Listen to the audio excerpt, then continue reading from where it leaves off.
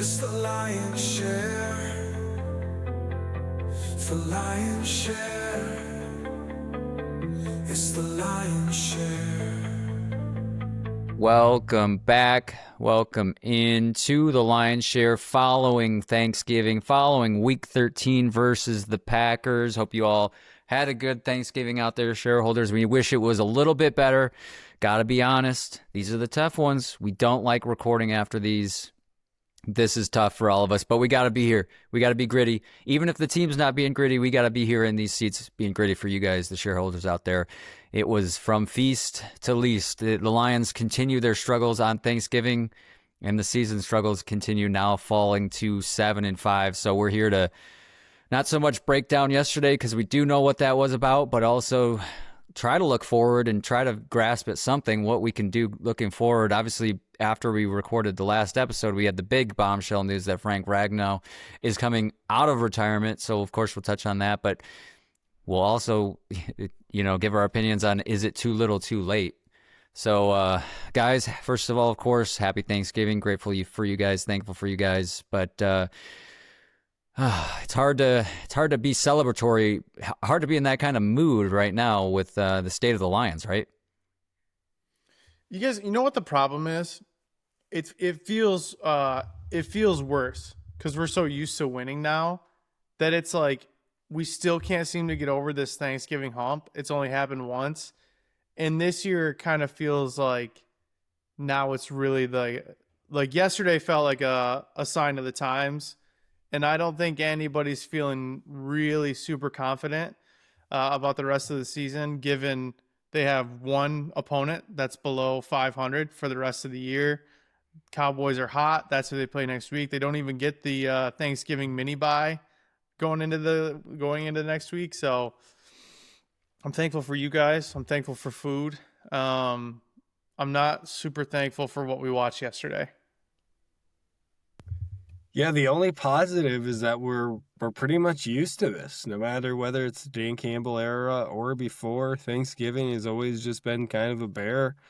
Ben, you were normally a witness to it in person. It's a mass murder in person. It's a massacre. It's scary to see. And this week was another one of those, and it's even worse when you're watching it while eating and you have knife and fork in hand and you have weapons ready to go. You just want to start stabbing. Yeah, and you got to be mindful of the self-harm too with those weapons. One thing to harm others, but yeah, self. I may. I've got the towels from all the Thanksgivings that we attended right next to me here, and I can't tell you off the top of my head how many of them were wins, but not many of them. One of those was the big win over the Vikings to take the lead in the North way back when. I think Prater, or not Prater, was it Prater? It may have been Prater with the game winner in that one. But most of those times, yes, were dark. Most of those Thanksgivings that we went to, a few of them were blowouts in the wrong direction. And I think what happened last year with a win, it wasn't enough to break that monkey off the back of Thanksgiving. Last year came right down to the wire, and if the Bears managed the clock differently in that game last season, we could have easily had a loss last year as well for the Lions. So I think they need a convincing win on Thanksgiving to really put this curse to bed, seemingly like Jeff Daniels and Peyton Manning did to lift the curse of Bobby Lane. You're saying we need another Thanksgiving ritual?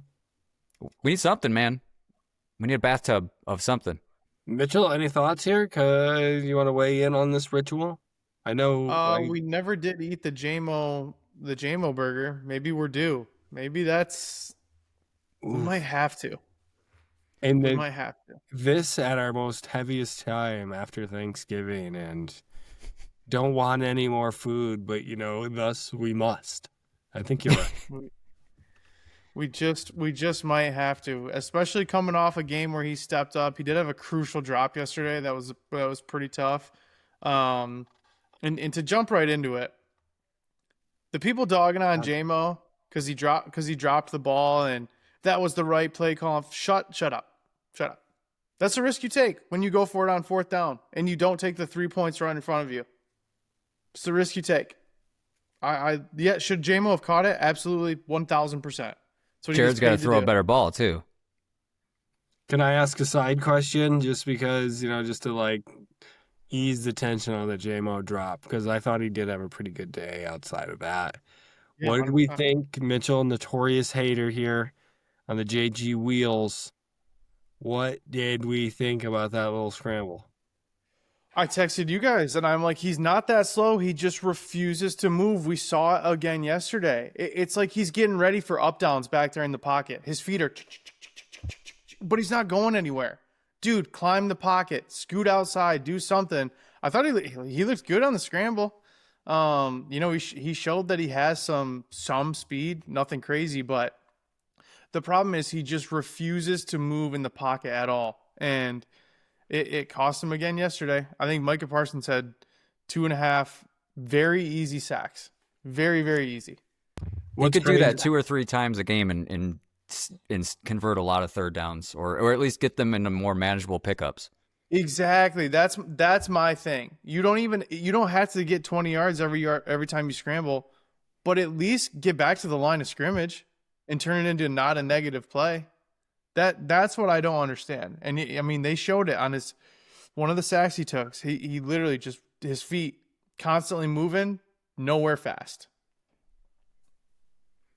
Andrew, That's did you my have thing. something? I cut you off. Sorry. No. You're fine. It's just I wanted to hear what Mitchell had to say because that's probably the first time we've seen him scramble this year, I think, and definitely the longest that I can remember. I didn't know if I can't remember that play with JMO dropping it exactly how much room he had. Could he have made that run? But JMO was so wide open, like that catch just has to be made. Kind of at the end of the day.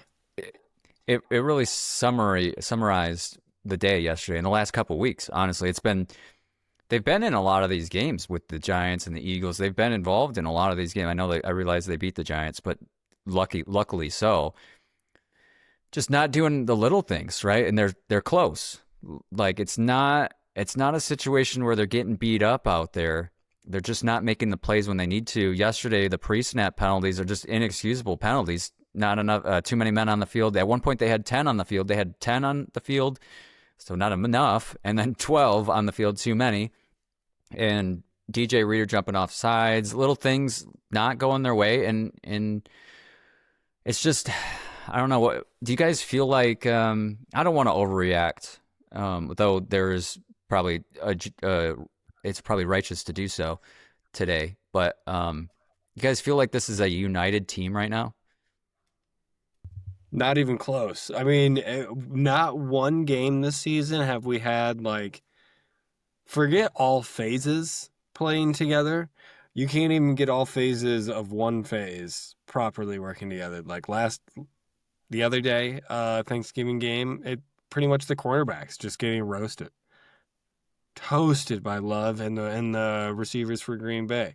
Before it's been the front line. At times it's been the linebackers. At other times, you got the offensive line that struggles, but the receivers are doing what they can. Great blocking.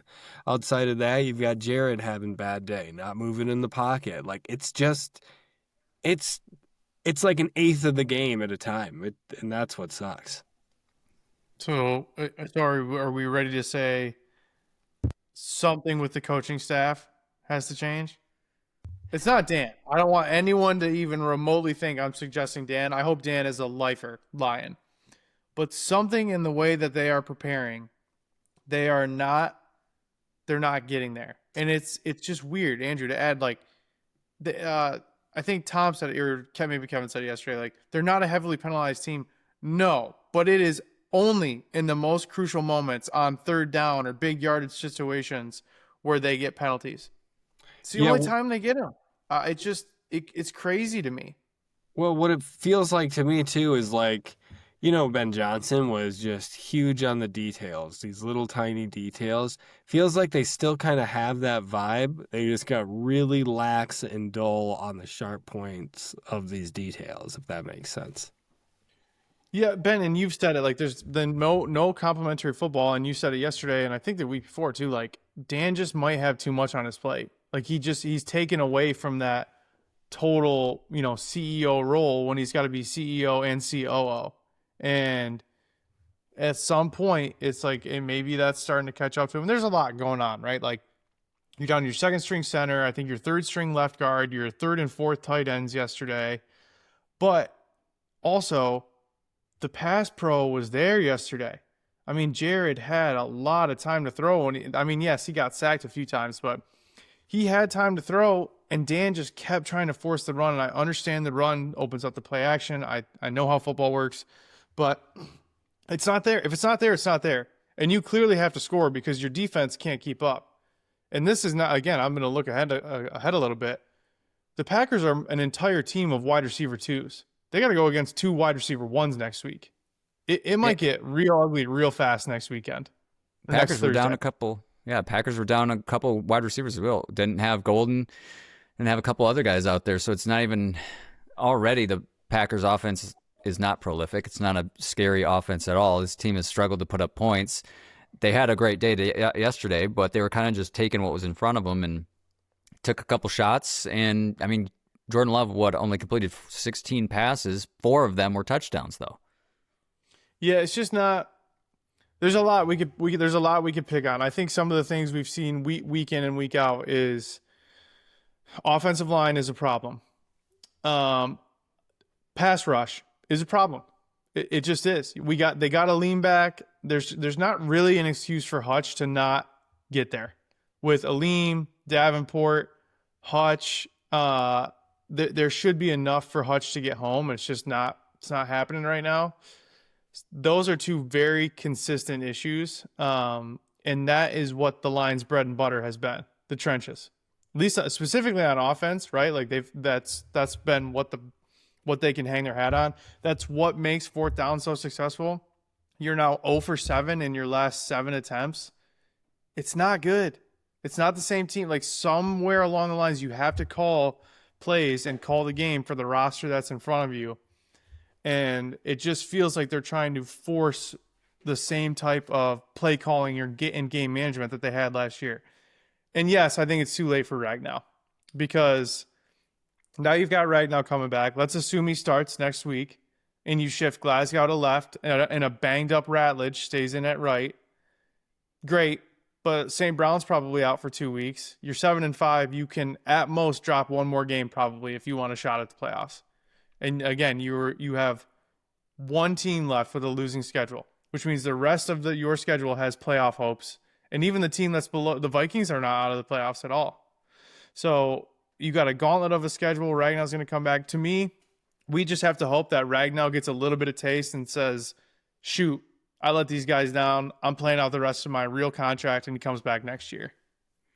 I think they do have an opportunity to get him back next year too, but I got to wonder if why they waited so long to make this move, right? And both sides, and jokingly, but I think it's seriously. I think he just wanted to get through hunting season, just wanted to tag out. But he very well could have. And I sent you guys. It's Decker who's in a locker room interview, and he said, "Oh, I've known it was going to happen for about a month now, brother. We could have used you all those weeks ago, and make the announcement a month ago." Come back and get in practice for 2 weeks and then come back last week against the Giants. I don't understand it. It does feel like if I had to guess, not knowing any of the intricate details or intimate details, that he probably plays out the rest of his contract. Because then I think he's 30, maybe 31 at the end of his contract. And that had to have been a discussion from like Brad and Dan, like, hey, we'd love to have you back, but it's got to be like, you going to come back, and are you just going to like give us, 6 or 7 games and then dip out again, or what are we thinking here? I'm hoping he committed to through next year. It's an odd situation. You guys during the game, I'm like, left tackle pick round 1, center round 2. Need both of those, and left tackles often tackles definitely a first round talent, usually 1 or 2 of them each year, and then center usually don't see a center until round 2. So I think that works in their favor to be able to do it in that order and not go defensive line like they did last year, which Tyreek is a good talent. Just not sure that was the most value they could have gotten given what the team needs were with how well Roy Lopez is playing right now. That was a chess move. That was a DJ Reader is going to leave, and we need another big body down there. But But yeah, they need offensive help, and Decker got cooked yesterday on one of those sacks. Whoo, got cooked. That was hard. And again, top pass rusher in the league, the most pressures in the league. He's got sacks. That's great, but ouch. Yeah, it's right. Take it with a grain of salt. It is Micah Parsons, but at the same time, that does happen for Decker, and it's going to happen more. Yeah, it's hard. It's hard to find positives because I think a lot of times we can come back and reflect on games and be like, yeah, this one's tough, but the door is wide open, right? And now that door is not shut, but it is so close. They barely have it. And the Bears and the Eagles are about to take place in 10 minutes. We're recording this Friday. For all that you're probably listening, you probably know the outcome of this game between the Eagles and the Bears. We'll, of course, be rooting for the Eagles in this one because it's going to get dicey. If you want to skip ahead to the dicey segment, it is dicey out right now in these streets.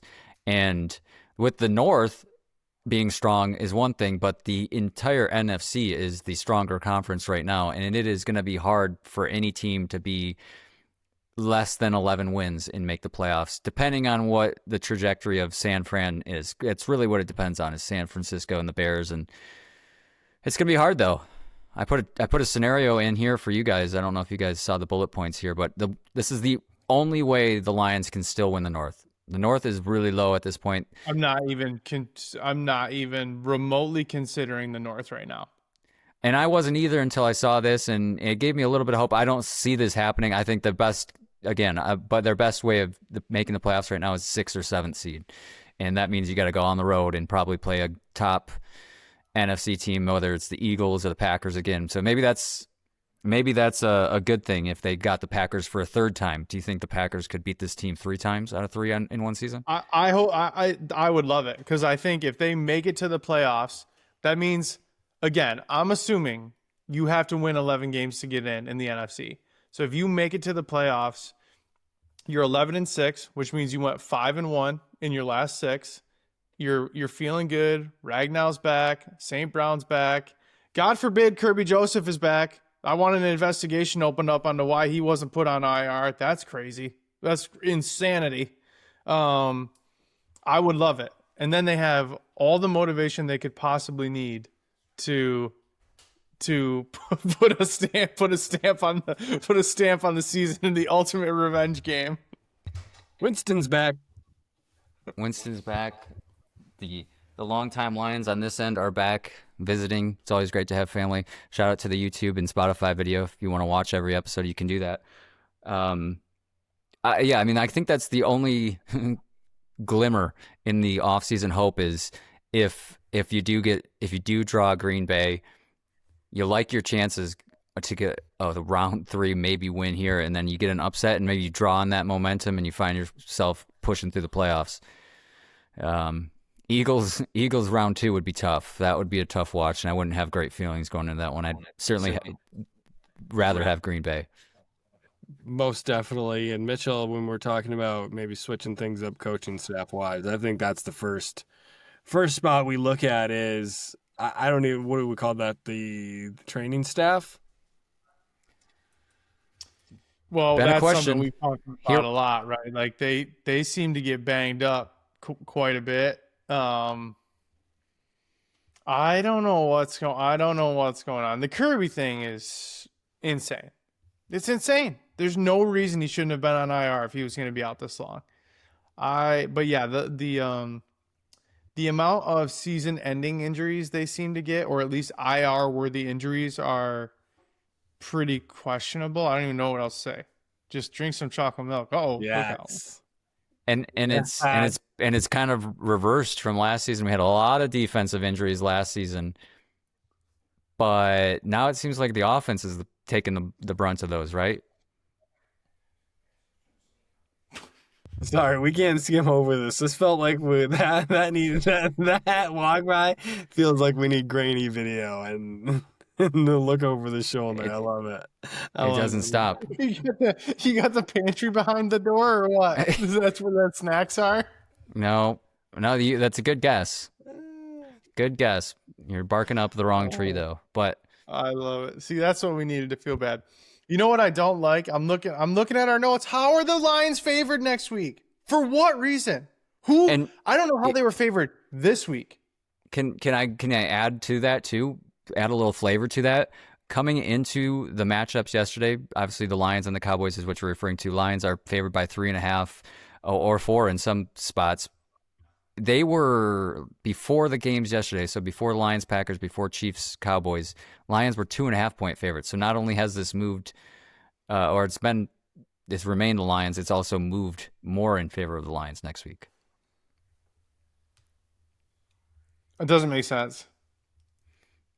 You don't want to play the Doesn't Lions make off a any loss, sense. I guess. So, I don't have a lot to say about anything else yesterday. I think I kind of said it. I think Dan had a bad day. Maybe that was offline. I think Dan had a bad day. I didn't like the going for it at midfield. That didn't make a lot of sense to me, especially like it's easy to say, right? Like it's easy to sit here and say it, but like run, run, run, run were those play sequences, just in case anybody forgot when the run wasn't there. I didn't like going for it. Again, you guys you need 10 points. You needed 10 points.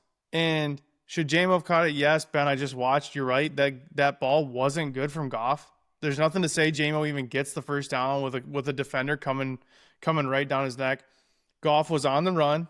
There wasn't a defender within 5 yards of him. So there's really not a lot of reason to miss that throw. Yeah, I didn't love it. And again, just kept trying to force the run when it wasn't there yesterday. And in this third and fourth quarters, yes, let up a few sacks, but like the pass pro was giving Jared time. So it weird. really started to click in the second half. Later in the first half, it was actually things were looking pretty good for the, compared to what they were having. That's all I got. There's more. Oh no, it's not. It's not all I got. You know why? Because the Brian Branch defenders out there, I want to hear from you, because the dude stopped playing football and they got a touchdown.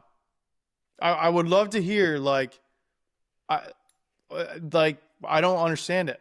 Is Brian Branch a good player? Sure, but that's another one where like people will be like, he's so good, and like Tom Brady, Branch is such a versatile. So he just gets a pass, and they really didn't say anything yesterday. Like they really didn't say anything afterwards. I don't understand it. I don't understand it. He had a PBU like two plays prior to that made a great play, He didn't and then have a bad game. Even the game sealing first down, he was in good coverage. I'm not saying he has total bad games, but that was, we talked about it a little bit. That was insanely frustrating for him to just stop playing football. Doesn't make any sense. And we saw that last week a couple times where the effort from him just kind of faded out. And we said it last week. It's like if he can't drop a hit stick or get the guaranteed pass breakup, I don't know. I don't think he's going to get re-signed. I think he's going to demand a lot of money in free agency, and I think the Lions have other priorities. I don't think they're going to extend him past his rookie deal. What are you talking about? Like, how much do you think he demands in free agency? Like, in terms of Kirby contracts, I guess. I think he'll get Kirby money. Really, that much? Dude, I mean, he's a good player. There's no doubt about it. I think everybody agrees. He's just like that. He has that Brian Dawkins type feel to him, where if he hits you, you're going to feel it. And he just has that X factor where he can play safety. He can also go into the nickel corner. He can also come up and stuff you in the box. So I think he's going to get a lot of money. And I think the Lions' number one priority is Jahmyr Gibbs. And as we talked about, it's probably Gibbs, Campbell, Laporta probably rounds out the top three. I don't think Branch finds himself there, especially when you've already invested so much in the defense in terms of long-term contracts. I think Gibbs is too good. He's just too good. You have to give him the money. Well, what if we hear back from this Laporte's back surgery? It didn't go well, and he's really not the same guy coming back from the injury. Does he get re-signed then? That's my thoughts too. I wonder about that. I wonder how much that plays into it. I think before this, he's in the top 5 of the list of must re-signs behind some of the names that you mentioned. I do wonder if that comes into question now, though. You know, they'll probably just play it the same way they played it with Hutch.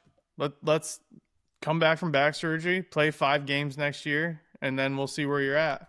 That turned out really well. He's getting the pressures. He's getting unreal pressures. Yeah. I don't know. I don't know why. Like the math doesn't seem to add up on how much pressure he's getting. Something's not there. I think Aleem is probably part of the problem, but I don't know. I love the pressures. I just don't understand why they're not converting.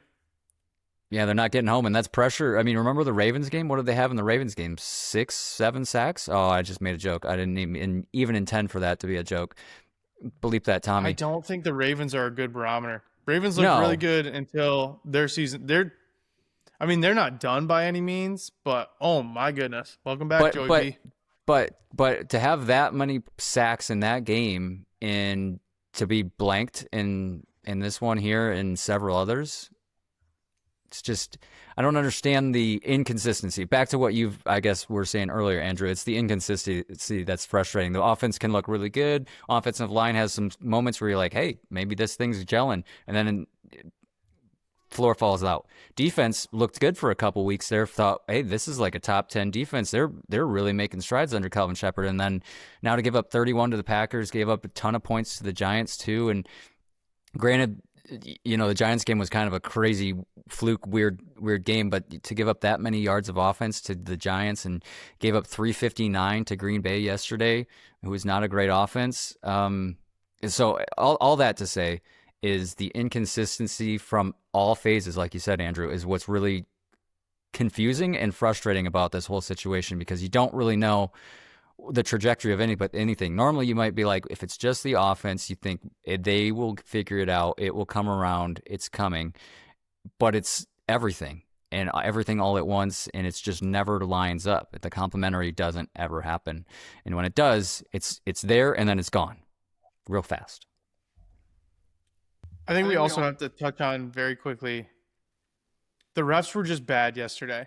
The timeout was bad. I think every Packers fan is going to be like, yeah, that was really shady, not good. But like the refs just in general were super inconsistent yesterday. I thought the Lions got away with a few, including some PIs. Same thing on the Packers. So like, yes, timeout, inexcusable, especially because they scored after that. But to me, that was kind of a one-off. And then the rest of the game was like, bad calls made up for bad calls. I don't know how you guys feel, but yeah, timeout, trash. The rest of the game was just called poorly, I thought. Timeout was bad. Saw LaFleur's response. That pissed me off because, like I told you guys, he's just not. What did, of course, that weasel, I don't even, what did he, of course he's going to be like, I called the timeout. And he was like, oh yeah, I got it off. He was winking the whole time in the press conference. It was a little weird. He just rubs me the wrong way sometimes. Is it because you guys look so similar? Maybe that's what it is. Maybe that's what it is. It's just a little identity crisis for me or something. Yep. But yeah, I think that's a good summary. I thought it was the obvious one. The timeout was the biggest issue, and the catch, no catch was up there. I think the response that I saw from the officials in the press pool response was even worse than the call itself, perhaps. They asked him a couple questions regarding that catch, and his responses were questionable, to say the least. He was like, these receivers, they're just so good. You know, they can make plays like that. And the response was curious. The catch was bang, bang, though. Like, if that's us as Lions fans and it's J-Mo, we're like, no, he caught it. Like, toe is down. So, catch was probably one way or the other. Like, I thought it was bang, bang. And to me, that's not something I'm going to, like, push super hard against. There were way worse, like, no calls on DPIs and OPIs, I thought. They were letting him play, and I was okay with that. That was good enough. Yeah. Amit got away with one, just holding Watson's left arm. Like, I was like, I don't know how you don't call that, but okay. They were letting the DBs play, and I was okay with that. Yeah. What else, guys?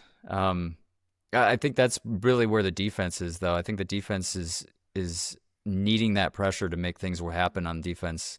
LaFleur and the guys had a good scheme. They were ready. They played well. They didn't the stats are pretty even, right? 359 to 352 in terms of total offense. Passing 233 to 234. It's all right in line. So it wasn't a And the vastly crazy thing different is, game. though, is that 234 Jared? 233, yeah, 233 for Jared 233. passing. And he had what after the first quarter? -1, I think. Correct. The first quarter Passing game was there. was really bad offensively. I can't recall when Jared's run happened that you guys touched on, but it was like, I don't know. So let's say it was 16 yards. That was their longest run of the day at that point in the day. So that's just a summary of how the day was, especially the start. Cold start. There were a couple that were begging to be popped, though. Like a couple that Jameer got for 4. I thought if he makes one cut, he's gone. Like there were a Close. couple where the hole was there, but they played him well. Like you said, they game planned for him well. They did it in week 1 too. In week 1 nothing was there. Yesterday the passing game was there. They just didn't want to stick with it. It was close in a lot of ways, and that seems how it's been the last couple of weeks for these guys. They just can't make the little plays, make the little things happen, and they're feeling the consequences of it. I was trying to remember from last year when they went 15-2, which seems like a lifetime ago at this point, 15 wins. But I touched on it with you guys in the text thread. Did it seem like last season they were playing a lot more with the lead, and they just don't play as well from behind? They try to force things, like you said, Mitch, with Dan and the play calls. It just seems like unless they're really mounting like a comeback, they don't play well when they're down like 10 points in that where they're not down a lot, but in the game. See, I was going to say when they have to start scoring is when they start scoring. That's what it's felt like the last couple weeks, at least. Definitely not against the Eagles. But it feels like when the last couple weeks, when they have to turn it on, they turn it on, which is frustrating because with Ben Johnson, the offense was just on all the time. I think that's Right. the difference. I think that's why you feel that way, Ben, because when last couple of years, the offense just was pedal to the floor at all times. There were a couple times where Ben got a little shaky and maybe didn't know how to retain the lead, but last year specifically, they just went 100% all the time. This year, it feels like they don't want to get aggressive until they're behind and it's too late. Yeah, they are very good at applying the pressure. They are not great at playing under pressure. Like that's why I'm always big on them getting first drive points, is put some pressure on the other team to create some offense. Yeah, last season we saw them jump out to a lot of leads, and frankly, the defense was struggling a lot. So there were a lot of shootouts last year where it was like 7-7, 14-14, 21-21, and then the Lions would start getting a few stops on defense, and then it would be 35-21 or something like that, and they'd have a nice little cushion. And to your point, Mitch, we did see Ben Johnson struggle a little bit when they would come out with a great script. They'd put up points almost automatically right off the bat, have 28 points on the board. The other team was still scoring, though, because the defense was the struggle. And then you might get a couple too conservative drives, or the offense wouldn't keep that pedal to the metal and they'd let off a little bit, and we'd have a couple points, drives not resulting in points, and then it might get a little bit close at the end, but they could always do what at the end of the game? They could always lean on the run game to close out the game. And they don't have that element, one, because they don't have the lead a lot in a lot of these games. They're playing close or from behind. But they don't also have that offensive line from last season that they could just lean on when they needed it most. When there was a tie game, they needed a field goal, or they were up and they needed to just close out the game. And they had a 3 or 7 point lead, and they just needed to close out the game, make the other team burn timeouts. They could lean on that run game and lean on it, especially when the defense was ready for the run. They can't do that now. They don't have that element. Case closed. I mean, I agree. The offensive line is either young or a backup, just a true backup in the NFL, and it's tough. I mean, last year, if it was a run play, they're going to get minimum 2 to 3 yards push right away, and that's before they even get to the second level. This year, you're really hoping just they work as a united front, and the pass pro really hasn't been great all year. The last this week was probably one of their betters, and it's just been very inconsistent all year. Inconsistent. And Mitch, you mentioned if Ragnow plays against the Cowboys, you might have Glasgow at left guard, but I don't know. I think he might be a little bit more of a longer term from what I've heard, but I need to look into that. So it may be Sheik there on that left guard. Yeah, Glasgow's injury. Yeah, I'm not sure. It sounds like for all intents and purposes, Ragnow's ready to go. It sounds like he's in shape and ready to play. So I'm assuming he comes back next week.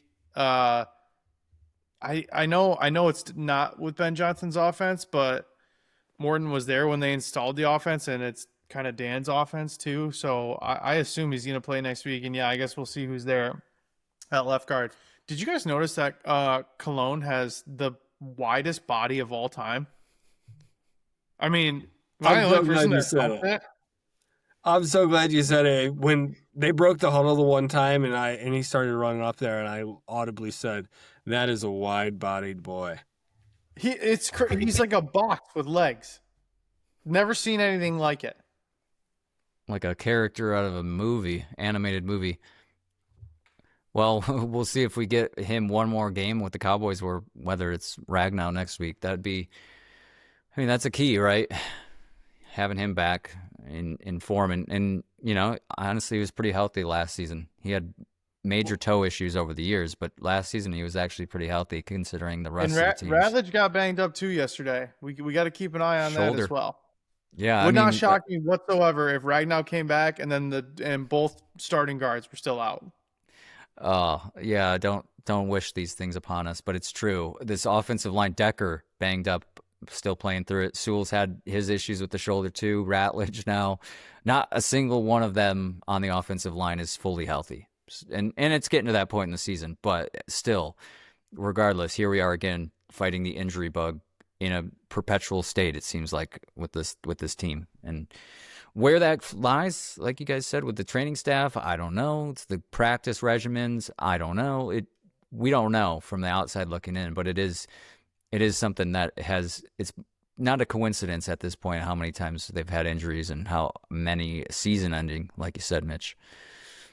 Well, I guess we do a band player of the week. Ben, I think I stole yours. I'm on Tom Kennedy. Turkey Tom. Mr. Reliable. Yep. Steps up. Had a good game yesterday. I mean, I hope they keep him, obviously, with St. Brown out for potentially the next couple weeks. I don't see a reason why you put him back down on the practice squad. He's been around a lot. Tom Kennedy, I had Turkey Tom written down. Shout out to Jimmy Johns. I was so ready for him to get a touchdown and be like a fun episode for us here to be talking about a Lions victory over the Packers and to be singing Tom Kennedy's Turkey Tom's praises. But nonetheless, IT got the score though too. So good on him. So mine is Turkey Tom and anybody else that stepped up, JMO and IT as well. Yeah, that's we need to add another A on the end of Tesla here. So just Tesla. Mine's got to be the Thanksgiving Day cooks. I mean, we had some great food for that pitiful disaster. We were basically watching a car wreck on screen, but we enjoyed it. We enjoyed ourselves while we did it. Shout out to the entire Lion Pride. Food is great for many reasons, but you can stress eat. Food is good for stress and also sadness. You can be in your sorrows with this, which we're used to, like you said. Now, Dan 1-5 in 1-4, 1-5 and 1-4. My apologies. 1-4 to the Thanksgiving Day games. So, yeah, shout out to all the cooks out there doing their work. We appreciate you, and that's what makes Thanksgiving so great. Certainly not the Lions right now. This is the scenario that I was talking about. So we'd need Chicago to lose to Philly today. Detroit's got to win either versus Dallas or LA, the Rams. The next 2 weeks, they got to win. They got to go 1-1 minimum. Chicago and Green Bay both have to play each other twice going down the stretch here. And they've not played yet, Chicago and Green Bay. So if they split, if they Green Bay takes one, Chicago takes one. That's the other element. And then we'd need Green Bay to lose to Denver and then lose to Baltimore. And then Chicago to lose to San Francisco, and Detroit's got to win Pittsburgh, Minnesota, Chicago. I'm going to backpedal a little bit here and talk about things that are actually happening. Shout out to Hutch and Tesla, their former high schools, going at it in the state championship. I just saw Hutch gets the edge as Divine Child beats Hudsonville Unity Christian 23-22, a nail biter. Shout out to the Oilers playing on Sunday. And shame on the MHSAA, on Michigan State, and on Bally Sports for everyone that has to pay to stream Michigan high school state championship football games because Bally Sports sucks. Michigan State sucks. The Big Ten sucks. Maryland sucks. Everybody sucks. So now they got to play on Sunday. Good luck, fellas. It's a travesty. MHSAA should be ashamed of themselves. Well, the longtime Lion was also saying that you can't even watch them on TV anymore. You have to stream. That's what I'm talking. You have to pay to stream. You have to pay to stream the game. What a joke. NFHS, right? Yeah, whatever it is. If you just Google the game, it'll show up. You have to pay to stream it. That's a tradition though, right? Like that's a Michigan tradition where you're gonna eat Thanksgiving on your Thanksgiving meal on Thursday, and then Friday, Saturday you get to watch all the high school football state championships. Mm-hmm. Nope, they took that from us. So, but wait, am Friday, I getting this Sunday right? for the absolute turd off between Michigan State and Maryland, who both stink out loud, and they're giving tickets away. I don't know if you guys saw that. I think it was Michigan State trying to give tickets away because they're so bad. And now you've got states for the even divisions today and odd divisions Sunday. So do they already have the end zones painted for Maryland and No, it Michigan? Was the Lions today. So I wonder what the heck they're going to do. They're going to paint it tonight, and then play tomorrow, and then it'll be still that probably. It's a joke. It's a joke. And it's isn't it FanDuel Sports now? For what? For whoever, Bally, FanDuel, whoever. I think Bally went bankrupt. Yeah, well they did, but I don't know who's to blame. But it's somebody. It's a joke. I didn't know when you said that offline a couple weeks ago. I didn't realize that they still did the Friday games Friday, and then they have that in the middle. That's just that's stupid. Logistically, it's a nightmare for everybody involved. Nobody wins in this. Think about all the high schoolers that like. Obviously, like the Division I state championship is Detroit Cass Tech and Detroit Catholic Central. So, like, not a huge deal for them to play on Sunday. But still, you got to play Sunday night and then probably go to school the next day or skip. I assume everybody's going to skip, as they should. But what if it wasn't a Detroit area school? So you're gonna play Sunday night, and then you're gonna have a bus full of 40 kids that just lost, and then they got to wake. Like, come on, it's a joke. And like I think the whole UP is probably all lower divisions, but if you're a UP team coming all the way down, that's a long way back. Yeah. This could be its own segment right here. I think Harbor Beach won states, by the way, fellas. Dang. You didn't have to bring that up. No, so I mean it's at least it's kind of a nod, right? Like you lost to the ultimate ring winner. It's kind of nice. You have a point there. You have a point. Oh, yeah, it's tough. It's tough out here. We're grasping at straws at this point. Yeah. So that's the way the Lions could still win the North. Andrew? I think that's lost hope. I liked the White M&M performance we got there at half. The Lions halftime performance was way better than Post Malone's. I'm a big Post Malone guy. Post Malone with like no crowd, no fans down there just felt weird. It felt like we were watching a music video shoot. That's exactly what it felt like. Yeah. And I'm all for tight pants, but old boy likes those bitches tight. You say bitches or britches? Britches. Oh, yeah. Oh, of course. I heard it the other way. Well, regardless. What else? I felt like I had something about the high school football. I can't believe you have to pay for it. That's crazy. We got a the score streaming's update. not that good. to be honest with No. you guys, because I've been doing it to watch, and I had to stop watching to no last week I couldn't watch. It just was so choppy and in and out. I just turned it off. When is the Oilers game on Sunday? 12:30. Okay.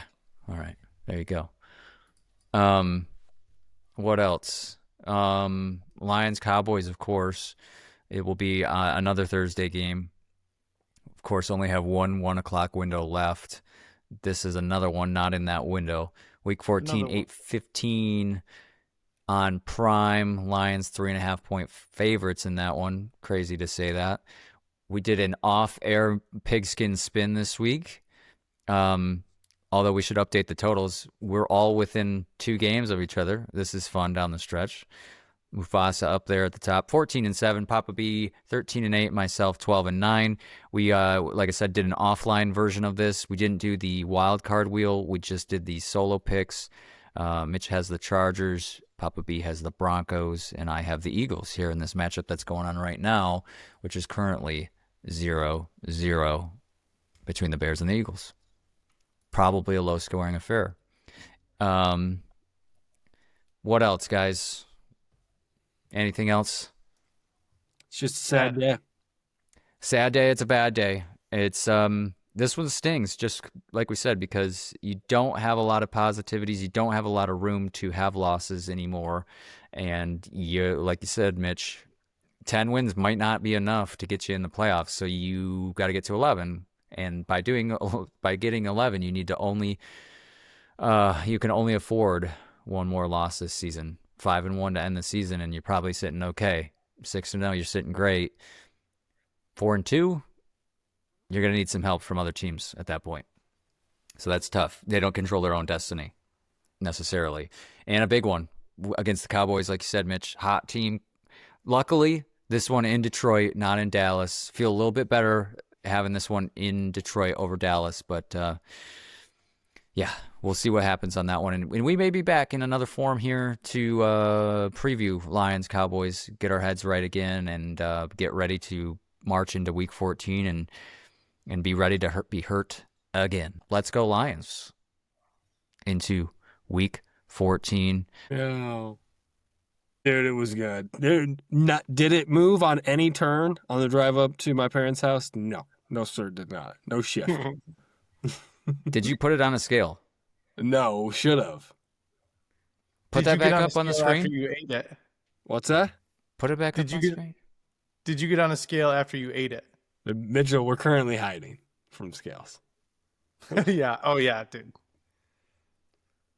That's incredible stupid, work dude. by you. You made that? I put that together. Yeah, it was Okay, all so free too. So it was like fresh whipped cream.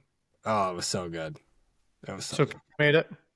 No, sir. She leveled out the layers. I can't. These hands destroy. They don't make flat layers like that. I call them Des and Troy because they destroy.